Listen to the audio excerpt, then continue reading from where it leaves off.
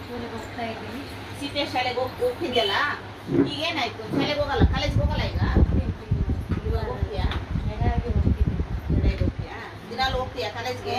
Continue SSLC ಎಷ್ಟಾಯ್ತು percentage? 75 ಆಗಿತ್ತು. ಅಪ್ಪ ವೆರಿ ಗುಡ್. 75% ಮಾಡಿದ್ಯಾ?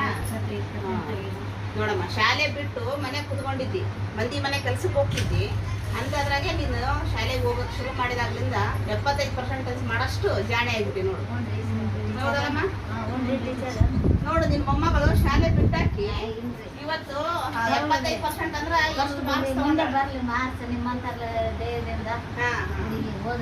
ನೋಡವ, ನೀನು ಬಿಡಿಸಿ ಕುಂತಿದ್ದಿ ನಿನ್ನ ಮೊಮ್ಮಗಳನ್ನ ಶಾಲೆನ, ಹೌದಲ್ಲ? ಬಿಡಿಸ್ಕೊಂಡಿರ್ಸಿದ್ವಿ. ಏನ್ ಮಾಡ, ನೀವು ಕಾಲೇಜಿಗೆ ಹಚ್ಚಿವಲ್ಲ. ಈಗ ಹಚ್ಚಿದ್ರಿ, ಚಲೋ ಆಯ್ತು. ನಂದಿನಿ ಹೋಗ್ತೀಯಲ್ಲ, 7ನೇ ಕ್ಲಾಸ್ನಾಗೆ ಬಿಟ್ಟು ಕೂತಿದ್ಲು, ಕೆಲ್ಸಕ್ಕೆ ಹಚ್ಚಿದ್ರಿ ನೀವು. ನಿನ್ ಮಗ ಇಲ್ಲ ಅಂತ ಹೇಳಿ, ಅಥವಾ ದುಡಿಯೋರಿಲ್ಲ ಮನ್ಯಾಗ, ನಿಮ್ ಸೊಸೆ ನಿನ್ ಮೊಮ್ಮಗಳು ಅಷ್ಟೇ ದುಡಿತಾರಂತ ಶಾಲೆ ಬಿಟ್ಟು ಕುಂದಿರ್ಸಿದ್ರಿ. ಮತ್ತೇನೋ ನನ್ನ ಮಾತಿಗೆ ಬೆಲೆ ಕೊಟ್ಟು ಕಳ್ಸಕ್ ಶುರು ಮಾಡಿದ್ರಲ್ಲ, ಅಷ್ಟೇ ಸಾಕು. ಯಾಕಂದ್ರೆ ಮಕ್ಕಳು ಓದಿದ್ರೆ, ಓದಿ ವಿದ್ಯೆ ಗಳಿಸಿದ್ರೆ, ಅವರೊಂದು ನೌಕರಿ ಅಂತ ತಗೊಂಡು ನಿಮ್ಮನ್ನು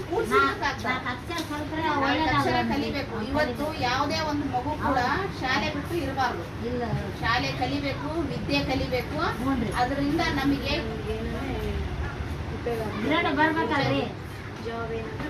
ಹೌದಾ, ಗೊತ್ತಾಯ್ತದಲ್ಲ? ನೋಡಿ, ಈಗ PUC ವರೆಗೆ ಬಂದಿದ್ದಕ್ಕೆ ನಿನಗೆ ಉಪಯೋಗ ಆಗುತ್ತೆ, ಜಾಬ್ ಬರುತ್ತೆ ಅನ್ನೋದು ಗೊತ್ತಾಯ್ತು.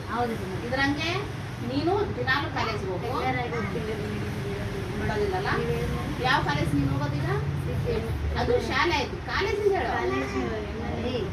MNM ಹೋಗ್ತೀಯಾ? ಸರಿ, MNM ಕಾಲೇಜ್, PU ಕಾಲೇಜಿಗೆ ಅಡ್ಮಿಷನ್ ಮಾಡಿಸಿದ್ಯಾ? ದಿನಾಲು ಹೋಗು. ನೀನು ಹೋಗ್ಬೇಕು. ಮತ್ತೆ ಯಾರು ಶಾಲೆ ಬಿಟ್ಟಿರ್ತಾರಲ್ಲ ಅಂತವ್ರಿಗೂ ಹೇಳು, ಶಾಲೆಗೆ ಸೇರು, ನೋಡಿ ನಾನು 75% ಮಾಡೀನಿ ಅಂತ ಹೇಳಿ. ಕೆಲ್ಸಕ್ಕೆ ಹೋಗ್ತೀಯಾ ಎಲ್ಲಾದ್ರೂ? ಇಲ್ಲಲ್ಲ?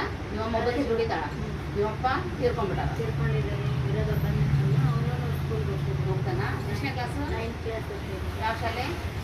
ಸ್ಕೂಲ್ ಹೋಗ್ತಾನ? ಸರಿ, ತಪ್ಪಿಸ್ಲಾರ್ದ ದಿನ ಸ್ಕೂಲ್ಗೆ ಹೋಗ್ಬೇಕು.